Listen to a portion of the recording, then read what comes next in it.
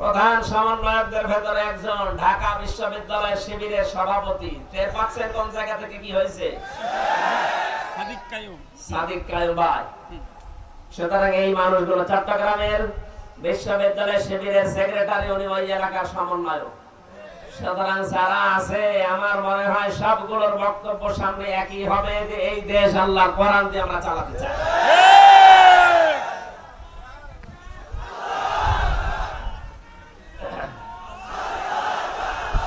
এই পৃথিবীতে রাষ্ট্রের সংখ্যা 257টা, আর জাতিসংঘের অন্তর্ভুক্ত রাষ্ট্রের সংখ্যা 195টা।